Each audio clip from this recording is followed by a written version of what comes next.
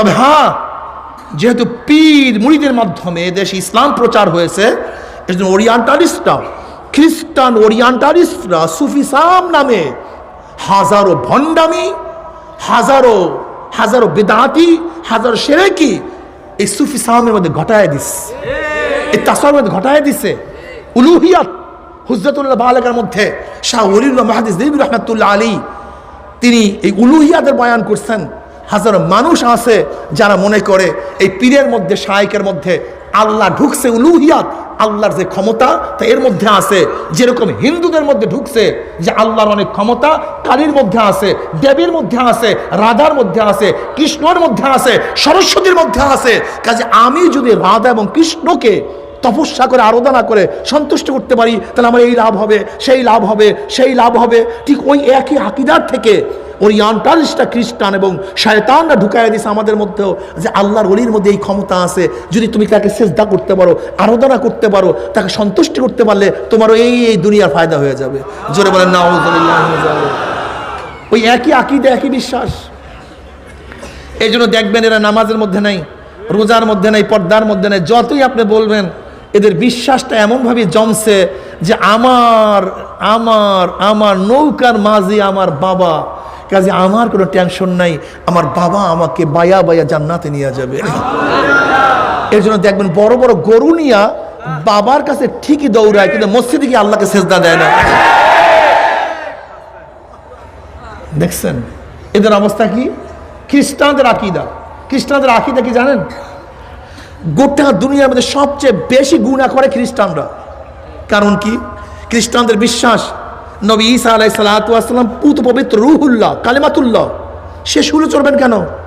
সে তো আল্লাহর রূহ, সে শুলে চড়বেন কেন? সে শুলে চড়ার কারণটা কি?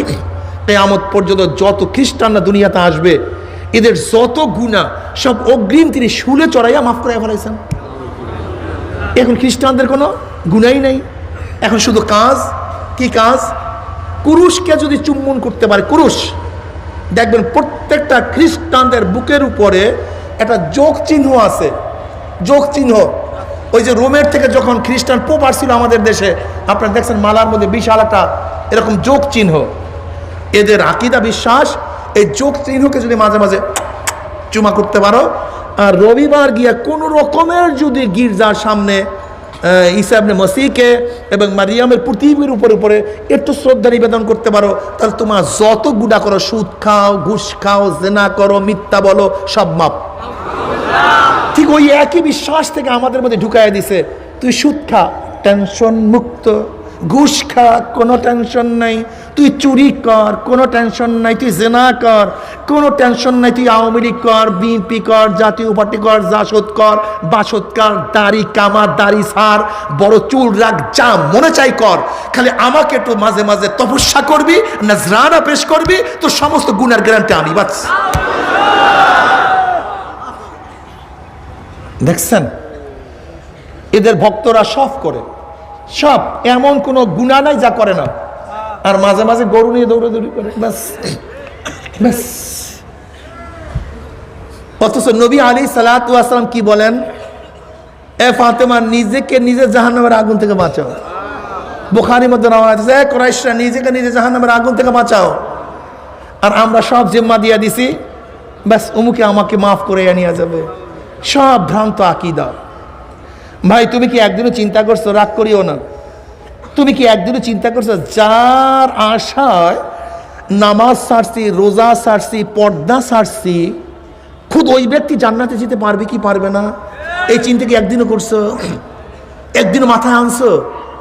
যার আশায় সব কিছু করতেছি, গুনার মধ্যে ডুবান্ত অবস্থায় আছি, খুদ ওই ব্যক্তি জান্নাতে যেতে পারবে কি পারবে না? এই চিন্তা একদিনও করছো? একদিনও করো নাই। খুব ভালো মতো বুঝো, পীর শব্দ অর্থ মুর্শিদ। মান ইয়াহদিল্লাহু ফাহুয়াল মুহতাদ ওয়া মান ইউদ্লিল ফালান তাজিদ লাহু ওয়ালিয়্যা মুরশিদা। মুর্শিদ মানে পথ প্রদর্শক।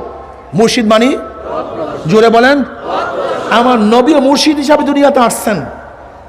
আমরাও নবীর ওয়ারিস মুর্শিদ হিসেবে আসছি পথ প্রদর্শন করার জন্য। এইটা জান্নাতের পথ, এইটা জাহান্নামের পথ, এইটা হালাল, এইটা হারাম, এইটা জায়েজ, এইটা জায়েজ না। মুর্শিদের কাজ পথ প্রদর্শন করা, সালেকের কাজ পথে চলা, আর আমার মাওলার কাজ জান্নাতে পৌঁছায়া দেওয়া। ওস্তাদের কাজ পড়া শিখানো, ছাত্রের কাজ পড়া মুখস্থ করা, আর এক্সামিনারের কাজ পাস ফেল করা। ঠিক আমাদের কাজ ইবাদত শিখায়া দেওয়া, আর আমার মাওলার কাজ হলো জান্নাত এবং জাহান্নামে দেওয়া। যাকে ইচ্ছা করবেন জান্নাতে দিয়া দিবেন, আর যাকে ইচ্ছা করবেন আমার মনে হয় নাম জান্নাত থেকে কাটিয়ে দিবেন। তুমি কে? তুমি কে? সমস্ত ক্ষমতার মালিক কে? আল্লাহ। আচ্ছা আমাকে বলে তো, নবী আলাইহিস সালাতু ওয়াস সালাম শাগরেদ হওয়ার পরে কেউ কি নবীর আশায় নামাজ ছাড়ছিল? যে আমরা নবীর সাহাবী, আমাদের নামাজ লাগবে কেন? বরং শোনো, বরং শোনো, ওমর ইবনে খাত্তাব রাদিয়াল্লাহু তাআলা যখন জান্নাতের সুসংবাদ পেয়েছেন, ওমর কি বললেন? আগামীকাল আমি নামাজ পড়বো না। কারণ নামাজ তো পড়ে জান্নাতে যাওয়ার জন্য, আল্লাহর রেজার জন্য, যেহেতু জান্নাতের সুসংবাদ পেয়েই গেছে, নামাজ পড়বো কেন? আল্লাহ নবী কি বললেন জানেন? ওমর, আগামীকাল সর্বপ্রথম যে ব্যক্তি জামাতে উপস্থিত হবে সেই ব্যক্তি তুমি। আগামীকাল সর্বপ্রথম যেই ব্যক্তি জামাতে উপস্থিত হবে সেই ব্যক্তি তুমি। তারা জান্নাতের সুসংবাদ পেয়েও নামাজ ছাড়ে নাই, আর আমি যার পিছনে লাগছি জান্নাতে নিয়ে যাবে, সে নিজে জান্নাতে যেতে পারবে কি পারবে না সেই গ্যারান্টি নাই। অথচ আমি নামাজ ছাড়ছি, আমি রোজা ছাড়ছি। তবে তোমাকে স্পষ্ট কথা বলতে চাই, তুমি ভালো মতো বুঝো, বোঝার চেষ্টা করো, তুমি ওলি চেনো নাই। আলহামদুলিল্লাহ নাহমাদুহু ওয়া নাস্তাঈনুহু ওয়া নাস্তাগফিরুহু ওয়া নাউযু বিল্লাহি মিন শুরুরি আনফুসিনা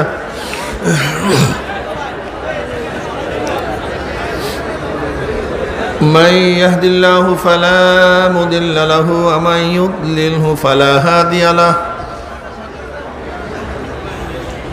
ونشهد أن لا إله إلا الله وحده لا شريك له ونشهد أن محمدا عبده ورسوله أما بعد فأعوذ بالله من الشيطان الرجيم بسم الله الرحمن الرحيم يا أيها الذين آمنوا صلوا عليه وسلموا تسليما اللهم صل على سيدنا ونبينا وشفيعنا وحبيبنا مولانا محمد صلى الله عليه وعلى آله وأصحابه وبارك وسلم اللهم صل على حبيبنا مولانا محمد صلى الله عليه وعلى آله وأصحابه وبارك وسلم الله بسم الله الرحمن الرحيم يا أيها الذين آمنوا ادخلوا في السلم كافة ولا تتبعوا خطوات الشيطان إنه لكم عدو مبين صدق الله مولانا العظيم وصدق رسول النبي الكريم الله পাকের বান্দা জনাব মুহাম্মদ রাসূলুল্লাহ সাল্লাল্লাহু আলাইহি ওয়াসাল্লামের উম্মতগণ, আল্লাহ পাক রব্বুল আলামিন আপনাকে আমাকে ফিতনা ফাসাদের জমানায় যখন তামাম দুনিয়ার থেকে ইসলাম মুসলমান থেকে মিটিয়ে দেওয়ার ষড়যন্ত্র চলতেছে, তামাম দুনিয়ার মধ্যে ইসলাম মুসলমান থাকবে কি থাকবে না এই প্রশ্নের সৃষ্টি হয়েছে। যে জমানায় মানুষ নেকের কাজ ছাড়তেছে, গুনার কাজ ধরতেছে, শুধু গুনার কাজ ধরেই না, বরং গুনার কাজে প্রতিযোগিতা শুরু করছে কে কার আগে জাহান্নামে যাবে। সবাই বলে নাউযু বিল্লাহ।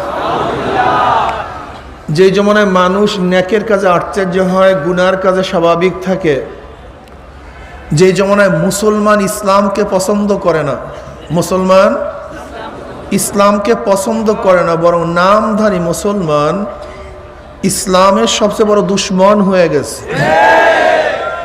সেই মুহূর্তে আল্লাহ পাক রব্বুল আলামিন আপনাকে আমাকে কোরআন ও হাদিসের মাজলিস, আলেম ওলামা, মুমিন মুত্তাকিন, জাকিরিন শাকিরিনদের গুরুত্বপূর্ণ এক দামি, অনেক অনেক দামি মাজলিসে আসার, বসার, বলার, শোনার তৌফিক আল্লাহ পাক দান করছেন।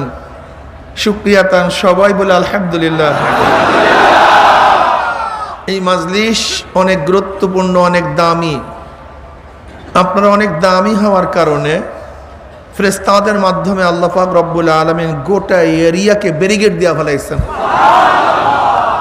ওয়া নবী রাদিয়াল্লাহু তাআলা আনহু ওয়া নবী সাঈদ খুদরি রাদিয়াল্লাহু তাআলা আনহু আন্নাহুমা শাহিদা আলা রাসূলিল্লাহি সাল্লাল্লাহু আলাইহি ওয়াসাল্লাম, পড়েন সবাই সাল্লাল্লাহু আলাইহি ওয়াসাল্লাম, আন্নাহু ক্বাল লা ইয়াকুদ কওম ইয়াসকুল্লাহা তাআলা ইল্লা হাফাতুহুল মালায়েকা ওয়া গাশিয়াতুহুর রাহমা ওয়া নাযালাত আলাইহিমুস সাকিনা ওয়া যাকারুল্লাহু ফীমান ইনদাহু রাহু মুসলিম। জাকিরদের মাজলিসকে ফেরেশতারা ঘিরা ফেলায়। জাকিরদের মাজলিসের উপর আল্লাহ পাক অনবরত রহমত এবং সাকিনা বর্ষণ করতে থাকেন এবং জাকিরদেরকে নিয়ে খোদ আল্লাহ পাক ফেরেশতাদের মধ্যে আলোচনাও শুরু করেন। এই মাজলিস এত গুরুত্বপূর্ণ, জিকিরের মাজলিস এত দামি, খোদ আল্লাহ পাক এই মাজলিসকে কেন্দ্র করে গর্ব করেন। কি করেন? ওয়ান মুয়াবিয়া রাদিয়াল্লাহু তাআলা قال خرج رسول الله সাল্লাল্লাহু আলাইহি ওয়াসাল্লাম। নবীর নাম শুনলে দুরূদ পড়বেন না আপনারা? আমার নবীর উপরে জীবনে একবার দুরূদ পড়া ফরজ। মাজলিসে প্রথম নবীর উপর, নবীর নাম শোনার পরে দুরূদ পড়া ওয়াজিব। নামাজের মধ্যে দুরূদ পড়া সুন্নাত। একই মজলিসে নবী আলাইহিস সালাতু ওয়াস সালামের নাম শোনার পরে বারবার দুরূদ পড়া মুস্তাহাব। কিন্তু ইমামে তহাবী রাহমাতুল্লাহ আলাইহি বলেন, যতবারই নবীর নাম শোনা হবে ততবারই তার উপরে দুরূদ পড়া ওয়াজিব, যদি ফতোয়া আগের উপরে। কিন্তু তহাবী রাহমাতুল্লাহ আলাইহি বলেন, যতবার আমার নবীর নাম শোনা হবে ততবারই দুরূদ পড়া কি ওয়াজিব। মুহাদ্দিসিনে কেরাম অনেক বেশি ফজিলাতওয়ালা, তাদের সম্মান অনেক অনেক, মর্যাদা অনেক বেশি। কারণটা কি?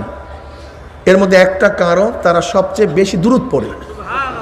যখনই হাদিস আসে ক্বালা ক্বালা রাসূলুল্লাহি ক্বালা ক্বালা রাসূলুল্লাহি সাল্লাল্লাহু ক্বালা ক্বালা রাসূলুল্লাহি সাল্লাল্লাহু, এই দুরূদ বেশি পড়ে। পৃষ্ঠায় পৃষ্ঠায়, লাইনে লাইনে নবীর নাম শুনে দুরূদ পড়ে। এজন্য মুহাদ্দিসিনে কেরাম দামি হয়ে গেছে। কি কথা ঠিক না? খরাজ রাসূলুল্লাহি সাল্লাল্লাহু আলাইহি ওয়াসাল্লাম আলা হালকাত মিন আসহাবিহি ক্বালা মা আজলাসাকুম ক্বালু জালাসনা নাযকুরুল্লাহ ওয়া নাহমাদু আলা মা হাদানাল ইসলাম ওয়া মান্না বি আলাইনা ক্বালা আল্লাহি মা আজলাসা যালিক ক্বালু আল্লাহি মা আজলাসা যালিক ক্বালা রাসূলুল্লাহি সাল্লাল্লাহু আলাইহি ওয়াসাল্লাম আমা ইন্নী লাম আস্তাহলিবকুম তুহমাতান লাকুম ওয়ালাকিন আতানি জিবরাইল ফাআখবারানি আন্নাল্লাহু বাহিকুল মালাইকা রাহু মুসলিম। নবী আলাইহিস সালাতু ওয়াস সালাম পড়েন না সাল্লাল্লাহু আলাইহি, ভুলে গেলে হবে না। আমার নবীর উপরে একবার দুরূদ পড়বেন, আমার আল্লাহ পাক খুশি হয়ে সাথে সাথে 10টা রহমত নাযিল করবেন। নবী করিম সাল্লাল্লাহু আলাইহি ওয়াসাল্লাম সাহাবাই কেরাম রিদওয়ানুল্লাহি তাআলা আলাইহিম আজমাইনদের এমন এক হালকার নিকট থেকে রওনা করছেন। আরবিতে হালকা বলা হয় একত্রিত বসা। কি যে বলছেন না, এটার নাম হালকা।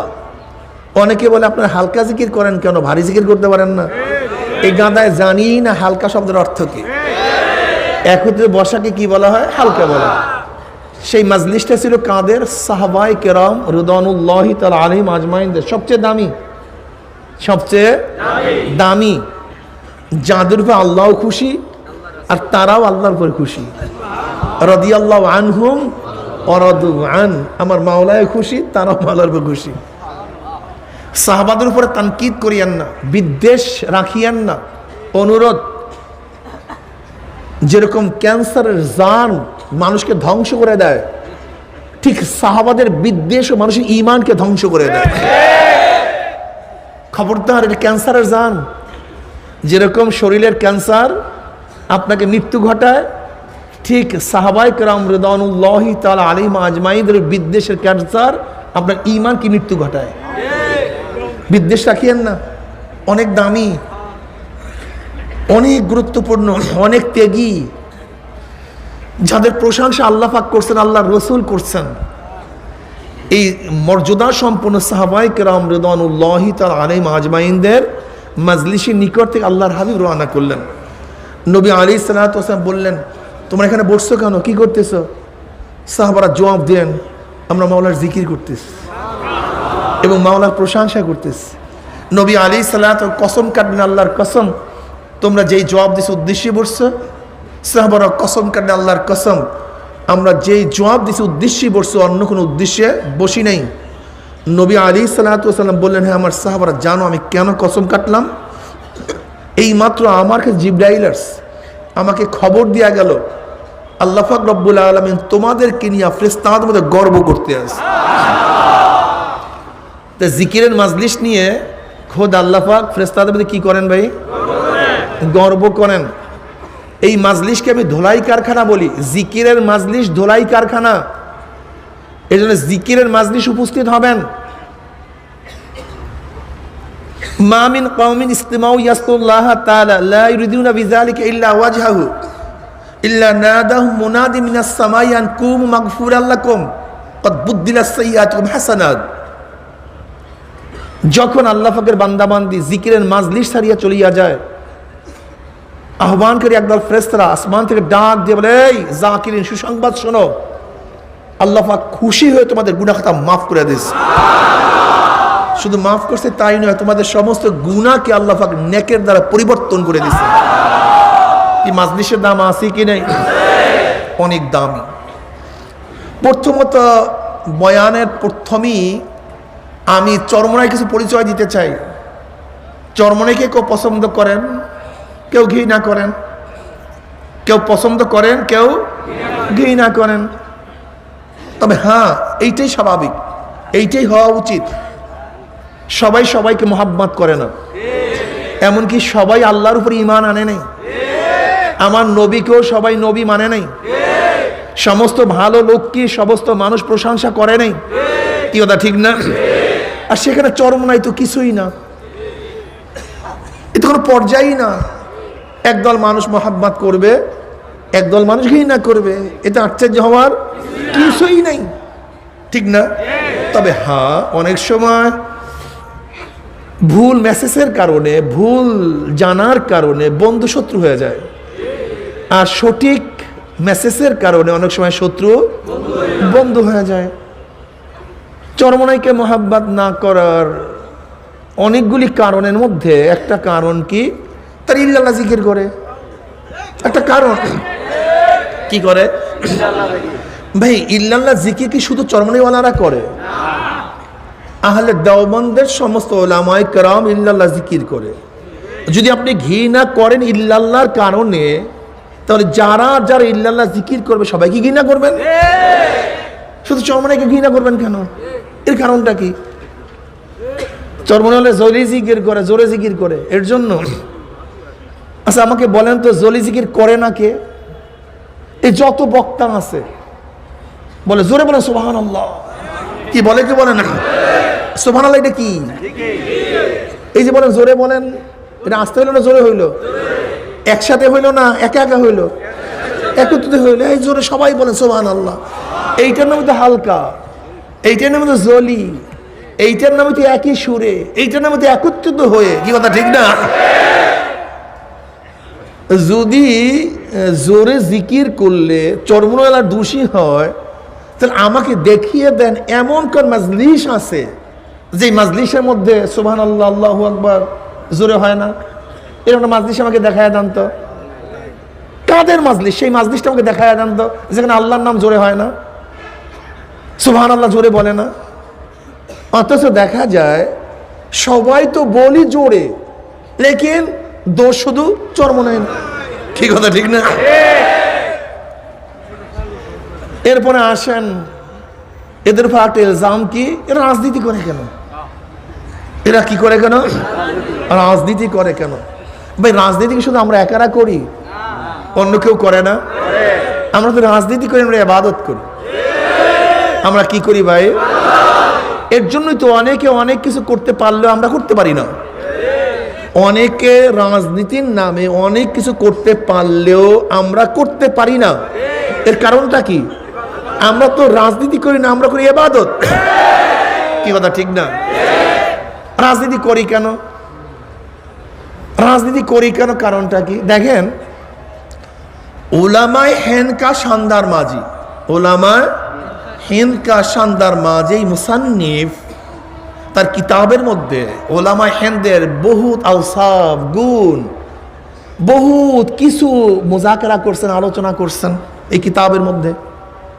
হিন্দুস্তানের উলামায়ে কেরামের ভূমিকা কি ছিল, কি ত্যাগ করছে, কি রক্ত তাদের ক্ষয় হয়েছে, কত উলামায়ে কেরাম শহীদ হয়েছে, বহুত কিছু লিখছেন। ৮০,০০০ উলামায়ে কেরাম এই পাক বধূদের শাহাদাত বরণ করেছেন ব্রিটিশের সময়। চাকরি চর থেকে শুরু করে খায়বার পর্যন্ত ১৪,০০০ আলেমদেরকে ফাঁসিতে ঝুলানো হয়েছিল। মিস্টার টমসন বলেন ১৮৫৬ ঈসাই সাল থেকে ৬৩ বা ৬২, ৬১ পর্যন্ত আলেমদেরকে এত নির্যাতন, এত কষ্ট দেওয়া হয়েছিল। টমসন বলেন, আমি একবার এক খ্রিস্টান বস্তির কাছে গেলাম, সৈন্যদের কাছে গেলাম। টমসন তৎকালীন সময় ব্রিটিশের বহুত বড় একজন সাংবাদিক। হঠাৎ আমার নাকের মধ্যে মনুষ্য পোড়ার গন্ধ আসতেছে। কিসের গন্ধ? কোথার থেকে আসতেছে? আমি বের হলাম তাঁবুর থেকে। আমি দেখছি যে ৮০ জন আলেমকে উলঙ্গ করে আগুনের মধ্যে নিক্ষেপ করা হয়েছে। আর ৮০ জন আলেমকে উলঙ্গ করানো হয়েছে, আগুনের মধ্যে নিক্ষেপ করবে। কিন্তু সেখানে দায়িত্বশীল খ্রিস্টান সৈন্য বলতেছে, তোমরা শুধু এতটুকু বলো, শুধু এতটুকু বলো যে আমরা আজাদি আন্দোলনে, সেফাই বিপ্লবে অংশগ্রহণ করি নাই, আমরা সম্মতি জ্ঞাপন করি নাই, শুধু এতটুকু বলো। খুব ভালো মতো বুঝবেন ওলামায়ে কেরাম, শুধু এতটুকু স্বীকারোক্তি দাও যে আমরা সেফাই বিপ্লবে অংশগ্রহণ সমর্থন করি নাই, তাহলে তোমাকে ছেড়ে দেওয়া হবে। মিস্টার টমসন বলতেছেন, ওই ঈশ্বরের কসম যার কুদরতি হাতের মধ্যে আমার জীবন, আমি দেখলাম ৮০ জন আলেম আগুনে ঝাঁপ দেওয়ার জন্য তৈয়ার হয়ে আছে, কিন্তু এই স্বীকার করতে তারা রাজি নয় যে আমরা অংশগ্রহণ করি নাই। তাদের জীবন কি বিসর্জন দেওয়ার জন্য তৈয়ার হয়ে আছে, কিন্তু অস্বীকার করতে রাজি নেই। আর তোমার আমার ইমানের অবস্থা কি?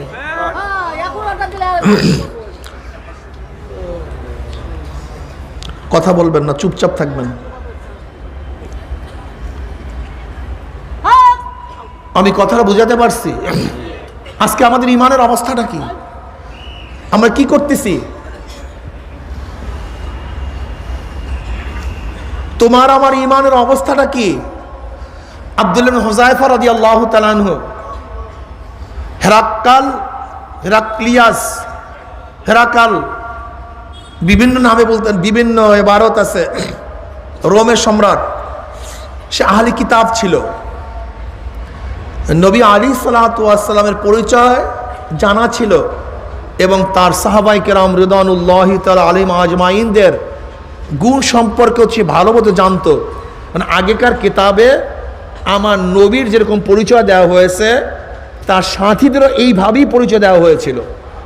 সাহাবায়ে কেরাম এরকম ত্যাগী, তারা লোভহীন, তারা ভীত না, দুনিয়ার ভয় তাদের কাজ করে না, আল্লাহর মহাব্বতে সব কিছু ত্যাগ করতে পারে। এরকম বহুত ঘটনা হেরাক্কালের জানা ছিল, কিন্তু কোনোদিন সাহাবী দেখে নাই। তার মনের মধ্যে অনেক শখ, যদি তাদের সাথে পরিচয় হইতো, আমি দেখতে পারতাম, পরীক্ষা করতে পারতাম।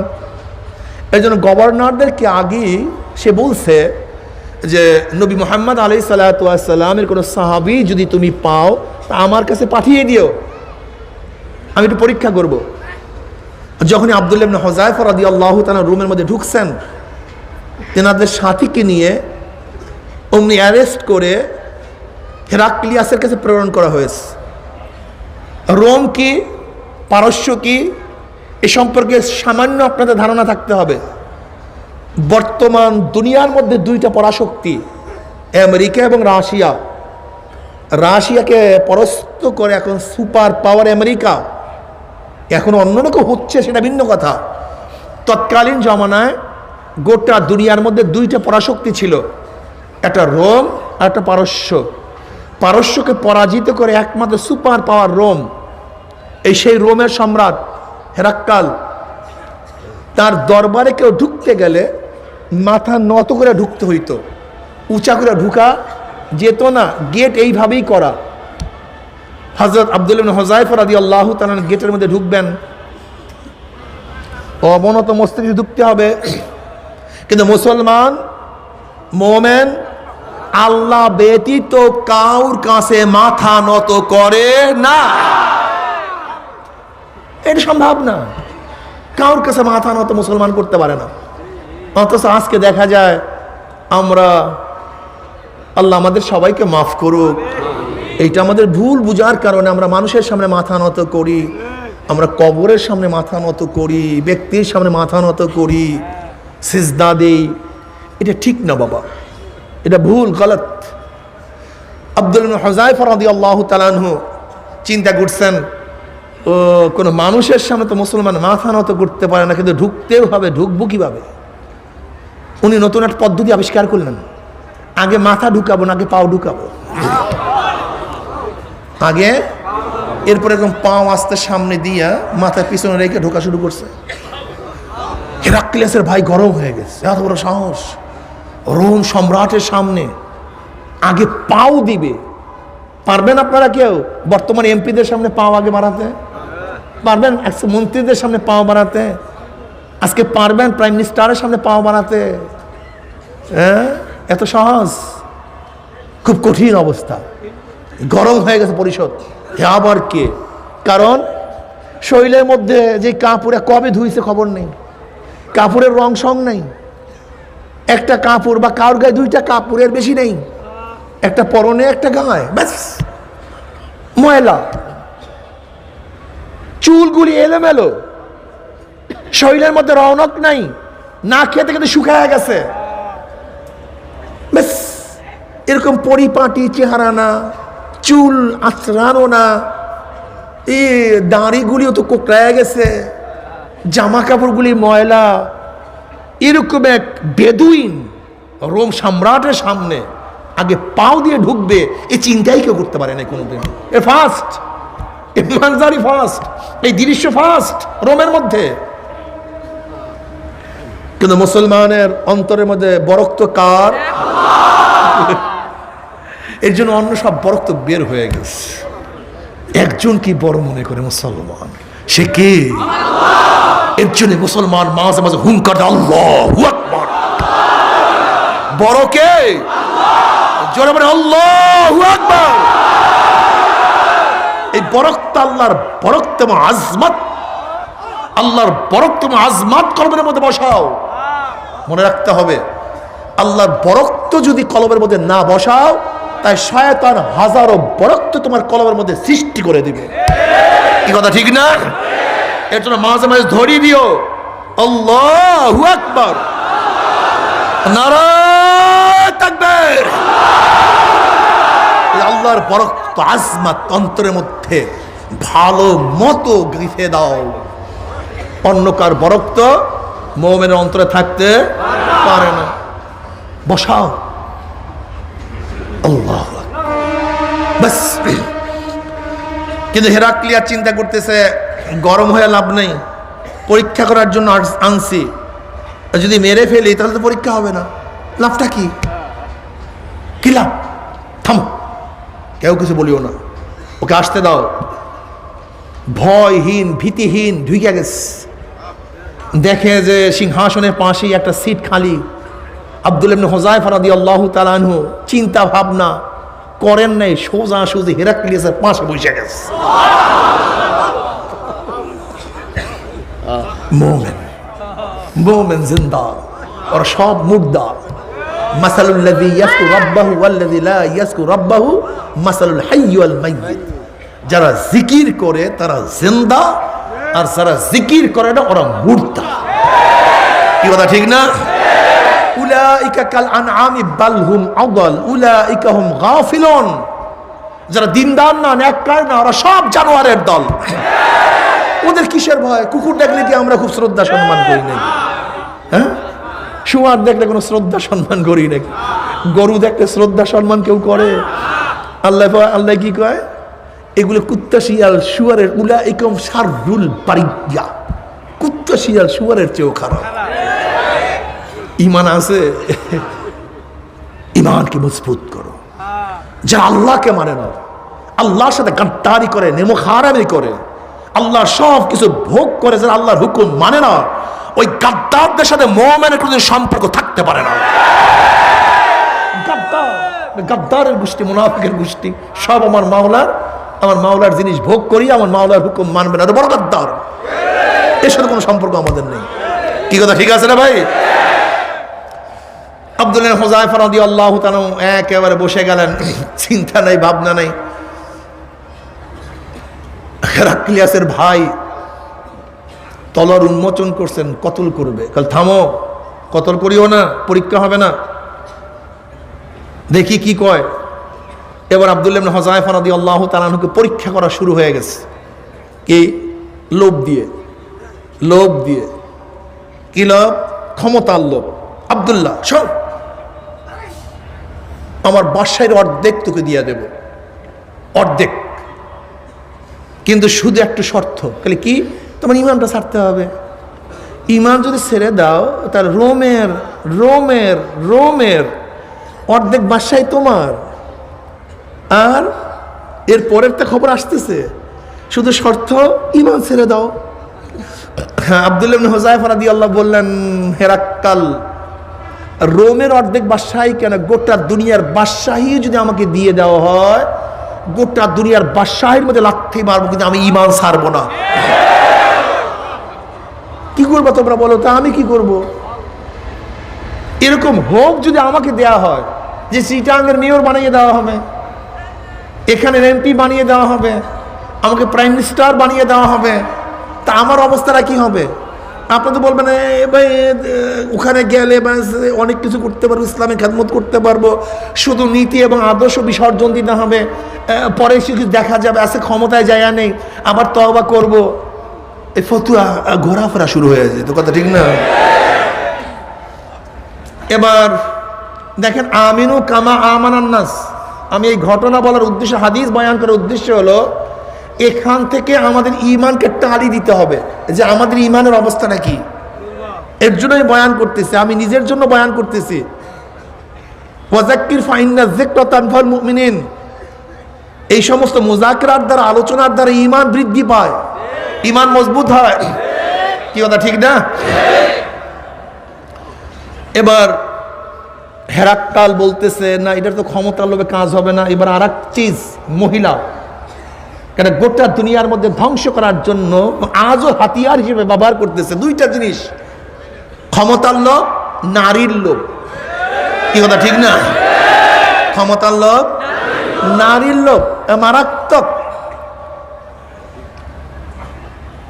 উবাইদুল্লাহ ইবনে জাহাশ উম্মে হাবিবা রাদিয়াল্লাহু তাআলা আনহার স্বামী ছিলেন। উবাইদুল্লাহ ইবনে জাহাশ উম্মে হাবিবা রাদিয়াল্লাহু তাআলা আনহা, যিনি পরবর্তীতে নবী আলাইহিস সালাতু ওয়াস সালামের স্ত্রী হয়েছেন, উম্মাহাতুল মুমিনিনের শরাফত পেয়েছিলেন। তিনি এবং তার স্বামী কিন্তু হাফসা হিজরত করছিল, কিন্তু উবাইদুল্লাহ জাহাশ এক খ্রিস্টান মেয়ের প্রেমে পড়িয়া মুরতাদ হয়ে গেছে, ধ্বংস হয়ে গেছে। নারী এত মারাত্মক, এর জন্য সতর্ক থাকা চাই, সতর্ক থাকবেন না। কখন যে আপনি স্লিপ কাটবেন আপনিও জানবেন না, ওই মহিলাও জানবে না। এর জন্য মহিলাদেরও সতর্ক থাকা চাই, পুরুষেরও সতর্ক থাকা চাই, ঠিক না? থাকা চাই। এবার হেরাক্কাল বলতেছে, শোনো আব্দুল্লাহ, আমার সুন্দরী, সুস্ত্রী, আকর্ষণীয় এক মেয়ে আছে, কন্যা আছে, এই গোটা রোমের মধ্যে শ্রেষ্ঠ সুন্দরী।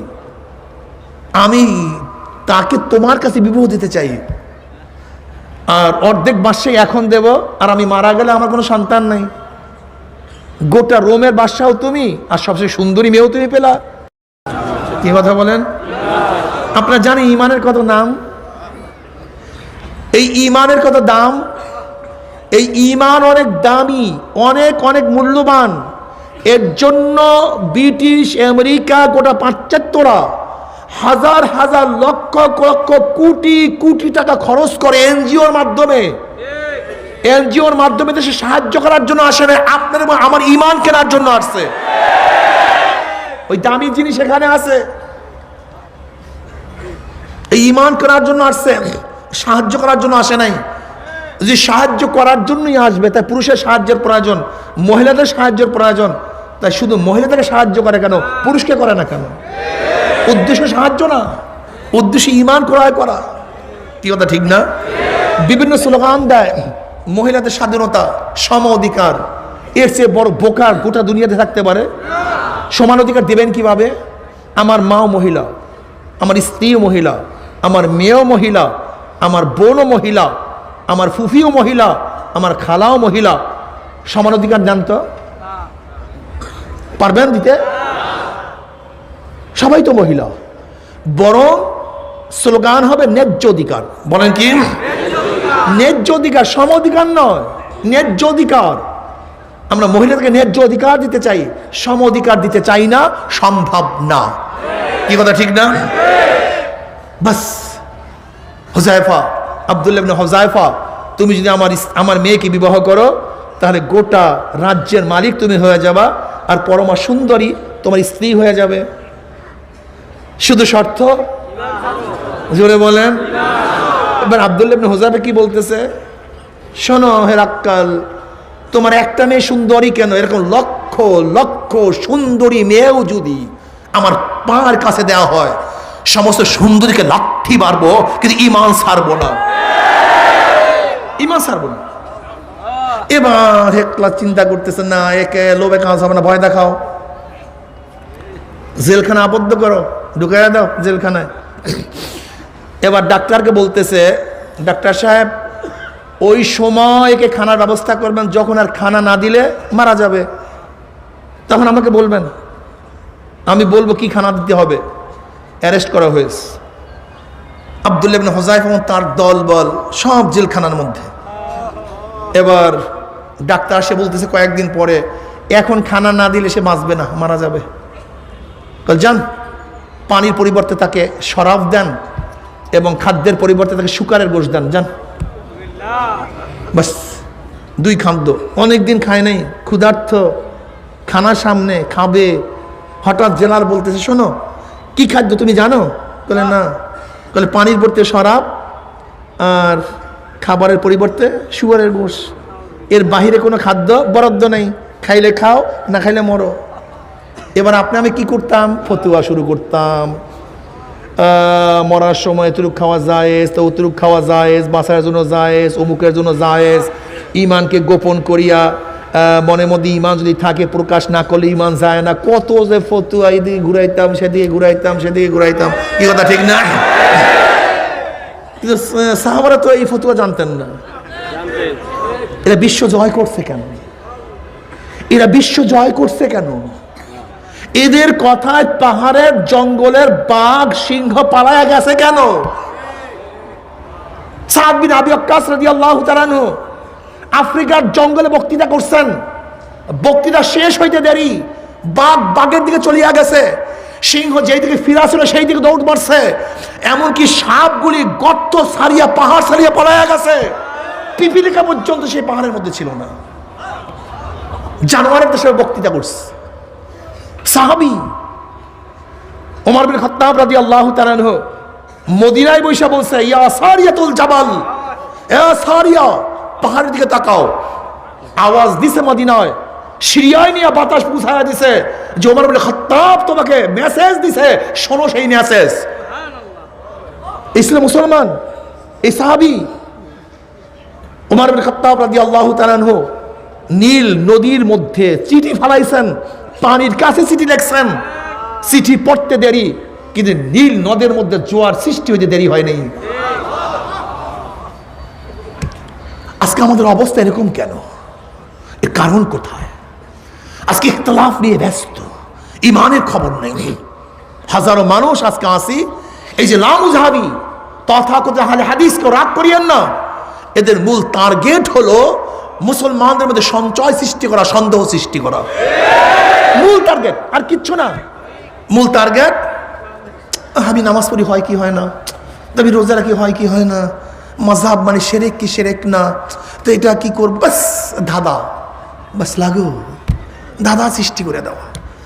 আর এদের খপ্পরের মধ্যে পড়ে কে? বাংলা পড়ছে, ইংলিশ পড়ছে, আরবি সম্পর্কে কিছুই জানে না, কোরআন হাদিস সম্পর্কে জ্ঞান নাই। ওই সমস্ত চতুররা, ওই সমস্ত দালালরা আমাদের মুসলমান যুবকদের মাঝে এমন কিছু প্রশ্ন সৃষ্টি করে দেয় যে প্রশ্নের জবাব ওর কাছে নাই। ও প্রশ্নের পিছনে ঘুরতে থাকে, ঘুরতে থাকে, জানি না ওর শেষ অবস্থা কি হবে, আল্লাহই ভালো জানে। সন্দেহ, এটি ঠিক কি ঠিক না, এটি ঠিক কি ঠিক না। ওরা আপনারা আমার মধ্যে সন্দেহ কি সৃষ্টি করেছে? পীর মুরিদি জায়েজ নেই। এ কোথার থেকে আসছে পীর মুরিদি? এ তো সব শিরক। কোরআনের মধ্যে পীর নেই, হাদিসের মধ্যে পীর নাই। কোথার থেকে পীর আসছে? পীর আসছে তোমার মাথার থেকে। পীর আসছে তোমার, যদি পীর মুরিদি শিরকি হয় তাহলে তুমি তো শিরকের মধ্যেই আসো, শিরক থেকে বের হবা কিভাবে? কারণ এই পাক ভারত উপমহাদেশে ইসলাম আনছে পীরেরা, অন্য কেউ না। তোমাকে মনে রাখতে হবে, মাইনুদ্দিন চিশতি রাহমাতুল্লাহ আলাইহির একার হাতে 1 কোটি হিন্দু মুসলমান হয়েছে। এদেশের পীর মুরিদের ধারার মাধ্যমে ইসলাম টিকে আছে, প্রচার আছে, টিকে থাকবে ইনশাআল্লাহ। এদেশে প্রথম হাদিসের কিতাবের 10 দিয়েছেন কে? হযরত শাহ ওয়ালিউল্লাহ মুহাদ্দিস দেলবি রাহমাতুল্লাহ আলাইহি। তিনি একজন পীর শায়েখ। প্রথম তাফসীরের কিতাব লিখছেন কে? শাহ আব্দুল আজিজ সাহেব রাহমাতুল্লাহ আলাইহি। তিনি শাহ আব্দুল হযরত শাহ ওয়ালিউল্লাহ মুহাদ্দিস দেলবি রাহমাতুল্লাহ আলাইহি প্রথম সন্তান। তিনি একজন পীর এবং যিনি ব্রিটিশের বিরুদ্ধে প্রথম আন্দোলন করার ঘোষণা দিয়েছিলেন, আন্দোলনের সূচনাও করেছেন একজন পীর। শুধু কি তাই, বালাকোটের ময়দানে শহীদ হয়েছেন ইসমাইল শহীদ রহমতুল্লাহ আলী, আহমদ শহীদ রহমতুল্লাহ আলী। তারা সবাই এক একজন পীর। আপনারা জানেন বাদশাহ আকবরের দ্বীন ইলাহির বিরুদ্ধে যে আন্দোলন করে, সংগ্রাম করে তার ছেলেকে অ্যারেস্ট করেছিল, জাহাঙ্গীরকে অ্যারেস্ট করেছিল, তিনি একজন পীর মুজাদ্দিদ আল ফিসানি রহমতুল্লাহ আলী। এদেশের দেওবান মাদ্রাসা প্রতিষ্ঠা করেছেন কাসেম নানদুর রহমতুল্লাহ আলী, তিনি একজন পীর। তিনি হলো হজরত হাজী সাহেব রহমতুল্লাহ আলী শাগরেদ। এদেশের তবলিগের নিসাব যিনি চালু করেছেন তিনি কে? ইলিয়াস সাহেব রহমতুল্লাহ আলী। তিনি খলিল আহমদ সাহানুর রহমতুল্লাহ আলী শাগরেদ, তার খলিফা, এবং খলিল আহমদ সাহানুর রহমতুল্লাহ আলী রশিদ আহমদ গঙ্গুর রহমতুল্লাহ আলী প্রথম শাগরেদ, প্রথম খলিফা। কি কথা ঠিক না? তাহলে তবলিগও পীর, মাদ্রাসাও পীর, আন্দোলনও পীর। তুমি কি? তুমি আসছো কোথা থেকে? তুমি তো খ্রিস্টানদের দালালি করার জন্য আসছো। তুমি তো খ্রিস্টানদের দালাল, এর জন্য আসছো। বলতো পীর শব্দ তো কোরআন হাদিসের মধ্যে নেই। পীর শব্দ তো আরবি না, কোরআন হাদিস আরবি। পীর শব্দ ফার্সি, কোরআন হাদিস আরবি। তা তুমি পীর শব্দ পাবা কোথায় কোরআনের মধ্যে? দেখো অল্টারনেট মুরাদেফ কোনো শব্দ আছে কি নেই? যেরকম নামাজ কোরআন হাদিসের মধ্যে আছে, রোজা কোরআন হাদিসের মধ্যে আছে। তা নামাজ পড়ো কেন? রোজা রাখো কেন? নামাজও নেই, রোজাও নেই। যদি আমি এই কথা বলি নামাজ রোজা যেহেতু কোরআনের মধ্যে নেই, অমনি আপনি আমাকে বলবেন বোকা। নামাজ ও রোজা তো ফার্সি শব্দ, আর কোরআন হাদিস আরবি শব্দ। নামাজ রোজা তুমি পাবা কোথায়? তুমি দেখো নামাজ রোজার আরবি কোরআন হাদিসের মধ্যে আছে কি নাই, সালাত এবং সওম আছে কি নাই। আমিও তোমাকে বলবো গাধা, তুমি পীর শব্দ ফার্সি, এটা কোরআন হাদিসের মধ্যে খোঁজো কেন? তুমি দেখো পীরের মুরাদেফ অল্টারনেট শব্দ মুর্শিদ, শায়েখ এবং মুহতাদুন, এই সমস্ত শব্দ কেন আছে কি নাই, এটা দেখো আছে কি নাই। মানুষকে ধোঁকা দেওয়ার জন্য, মানুষকে ধোঁকা দেওয়ার জন্য। তবে হ্যাঁ, যেহেতু পীর মুরিদের মাধ্যমে দেশে ইসলাম প্রচার হয়েছে, এর জন্য ওরিয়েন্টালিস্টরা, খ্রিস্টান ওরিয়েন্টালিস্টরা সুফিসাম নামে হাজারো ভণ্ডামি, হাজারো হাজারো বেদাতি, হাজারো শিরকি এই সুফিসামের মধ্যে ঘটায় দিচ্ছে, এই তাসওয়ুফের মধ্যে ঘটায় দিছে। উলুহিয়াত হুজ্জাতুল্লাহ বালিগার মধ্যে শাহ ওলিউল্লাহ মুহাদ্দিস দেলবি রাহমাতুল্লাহ আলাইহি তিনি এই উলুহিয়াতের বয়ান করছেন। হাজারো মানুষ আছে যারা মনে করে এই পীরের মধ্যে, শায়েকের মধ্যে আল্লাহ ঢুকছে, উলুহিয়াত আল্লাহর যে ক্ষমতা তা এর মধ্যে আছে। যেরকম হিন্দুদের মধ্যে ঢুকছে যে আল্লাহর অনেক ক্ষমতা কালীর মধ্যে আছে, দেবীর মধ্যে আছে, রাধার মধ্যে আছে, কৃষ্ণর মধ্যে আছে, সরস্বতীর মধ্যে আছে। কাজে আমি যদি রাধা এবং কৃষ্ণকে তপস্যা করে আরাধনা করে সন্তুষ্ট করতে পারি, তাহলে আমার এই লাভ হবে, সেই লাভ হবে, সেই লাভ হবে। ঠিক ওই একই আকীদার থেকে ওরিয়েন্টালিস্টরা, খ্রিস্টান এবং শয়তানরা ঢুকাইয়া দিয়েছে আমাদের মধ্যেও যে আল্লাহর ওলির মধ্যে এই ক্ষমতা আছে। যদি তুমি তাকে সিজদা করতে পারো, আরাধনা করতে পারো, তাকে সন্তুষ্টি করতে পারলে তোমারও এই দুনিয়ার ফায়দা হয়ে যাবে। জোরে বলেন নাউযুবিল্লাহ। ওই একই আকীদা, একই বিশ্বাস। এই জন্য দেখবেন এরা নামাজের মধ্যে নাই, রোজার মধ্যে নাই, পর্দার মধ্যে নাই। যতই আপনি বলবেন, এদের বিশ্বাসটা এমনভাবে জমছে যে আমার আমার আমার নৌকার মাঝি আমার বাবা, কাজে আমার কোনো টেনশন নাই, আমার বাবা আমাকে বায়া বায়া জান্নাতে নিয়ে যাবে। এর জন্য দেখবেন বড় বড় গরু নিয়া বাবার কাছে ঠিকই দৌড়ায়, কিন্তু মসজিদে গিয়ে আল্লাহকে সেজদা দেয় না। দেখছেন এদের অবস্থা কি? খ্রিস্টানদের আকীদা, খ্রিস্টানদের আকীদা কি জানেন? গোটা দুনিয়ার মধ্যে সবচেয়ে বেশি গুনাহ করে খ্রিস্টানরা। কারণ কি? খ্রিস্টানদের বিশ্বাস নবী ঈসা আলাইহিস সালাতু ওয়াস সালাম পুত পবিত্র রূহুল্লাহ, কালিমাতুল্লাহ। সে শুলে চড়বেন কেন? সে তো আল্লাহর রূহ। সে শুলে চড়বেন কেন? সে শুলে চড়ার কারণটা কি?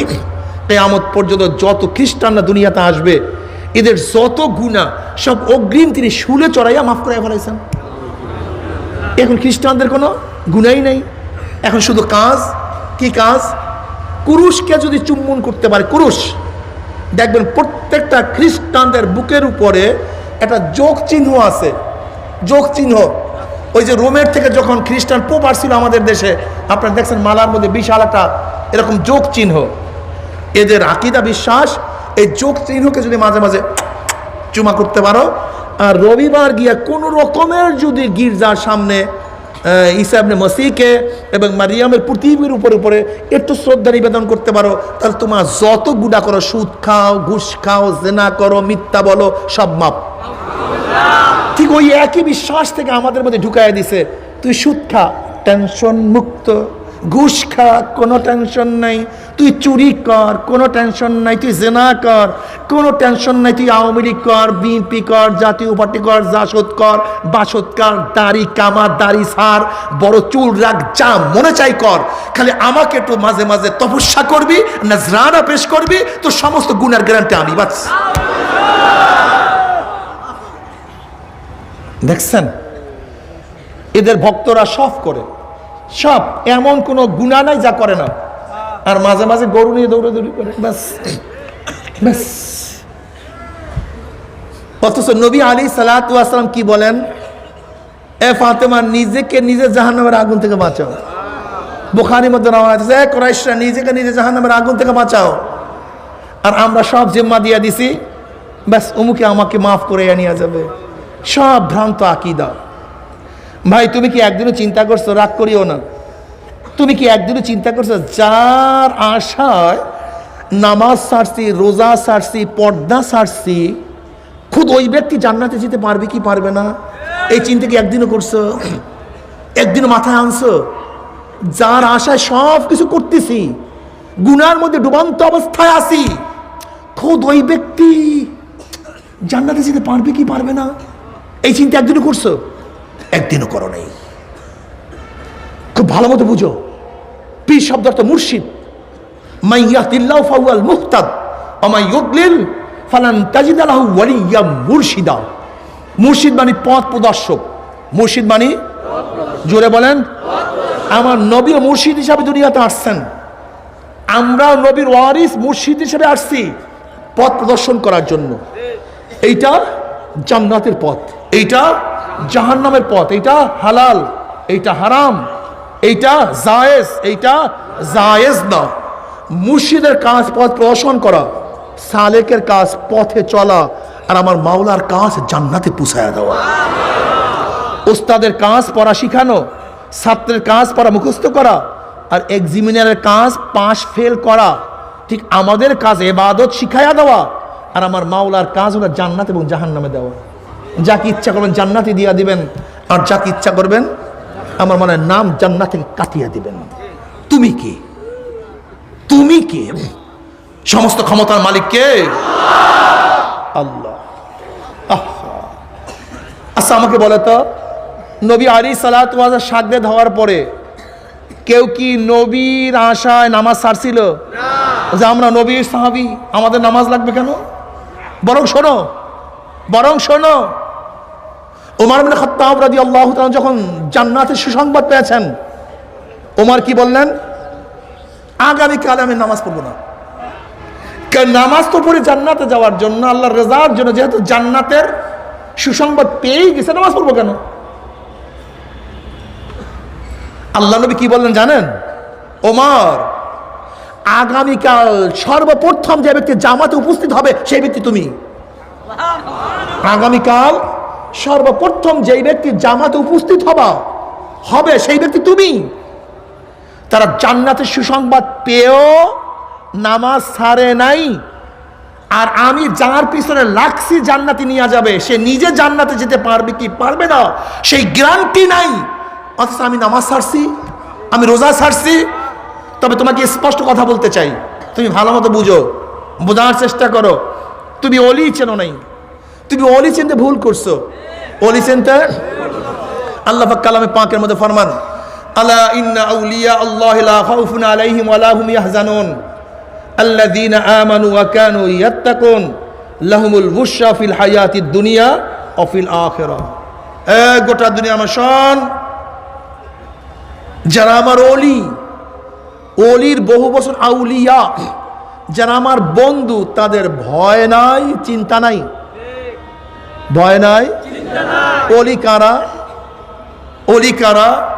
আল্লাযীনা আমানু ওয়া কানু ইয়াত্তাকুন, যাদের মধ্যে দুইটা গুণ। কয়টা গুণ? জোরে বলেন, কয়টা গুণ? ঈমান ও তাকওয়া। বলেন, জোরে বলেন, জোরে বলেন। ঈমান ও তাকওয়া, ঈমান ও তাকওয়া। যদি রিকশাওয়ালার মধ্যে থাকে সে আল্লাহর ওলি, যদি কুলির মধ্যে থাকে সে আল্লাহর ওলি, মেতরের মধ্যে থাকলে তুমি ভাবিও না চরমনায় পীর সাহেব শুধু আল্লাহর ওলি। তুমি এই কথা ভাবিও না মুহাদ্দিস সাহেব আল্লাহর ওলি, অমুক মুফতি সাহেব আল্লাহর ওলি। নও, বরং ঈমান ও তাকওয়া মেতরের মধ্যে থাকলে সে আল্লাহর ওলি। তুমি কি জানো এই দিল্লি মসজিদের ডিজাইনার কে, আর্কিটেক্ট কে? জানো না? বাদশাহ শাহজাহান একটা স্বপ্ন দেখছে, একটা মসজিদ স্বপ্ন দেখছে। ভোরবেলা উঠা তিনি চিন্তা করছে, আমি যে মসজিদ দেখছি ওই ডিজাইন একটা মসজিদ করবো। আর্কিটেক্ট ডাকছে, ইঞ্জিনিয়ার ডাকছে, ইঞ্জিনিয়ার সাহেব আমি একটা মসজিদ স্বপ্ন দেখছি, আমি সেই ডিজাইনের মসজিদ করতে চাই। কলে বলেন নমুনা, বলেন। কোন নমুনা ভুলে গেছি, মনে নেই। কলে আমি ডিজাইন করবো কিভাবে? আমার দ্বারা কাজ হবে না। আধ্যাত্মিক লোক ডাকেন, আধ্যাত্মিক লাইনের লোক ডাকেন, তারা আপনাকে বলবে। দেখা হয়েছে ওই জমানার বড় অলি, বড় বুজুর্গ, তিনি আসছেন। আর বুজুর্গরা তো সবসময় নিজেদের বুজুর্গি সুপায়া রাখে, গোপনে রাখে। আর আমরা কিছু না হইলে শুধু প্রকাশ করি, খালি প্রকাশ করি। এখন বুজুর্গ বলতেছে, আপনি আমাকে ডাকছেন ডিজাইন করার জন্য, আমি তো বড় অলি না, আমি তো বড় বুজুর্গ না। বলতে কে বড় বুজুর্গ? আপনার বাবুর্চি খানায় যে বাবুর্চি, সে আমার চেয়ে বড় অলি, আপনি তাকে ডাকেন। ডাকা হইল বাবুর্চি সাহেবকে। বাবুর্চি সাহেব বলতেছেন, বাদশা নামদার, আমি তো বড় অলি না, আমি তো বড় না। বলে কে? বলে আপনার যে মেতর, আপনার পায়খানা সাফ করে, সে আমার চেয়ে বড় অলি, তাকে আপনি ডাকেন। এবার ডাকা হইল মেতরকে। বাদশা নামদার এই কথা বলছেন, বাদশা শাহজাহান, যে আমাকে মসজিদের ডিজাইন করে দাও। কাল আমি আসতেছি, আপনি যে মসজিদের নমুনা দেখছেন সেটা দুনিয়ার কোনো নমুনা না, এটা জান্নাতের এক মসজিদের নমুনা দেখছেন, আমি ডিজাইন করে নিয়ে আসতেছি।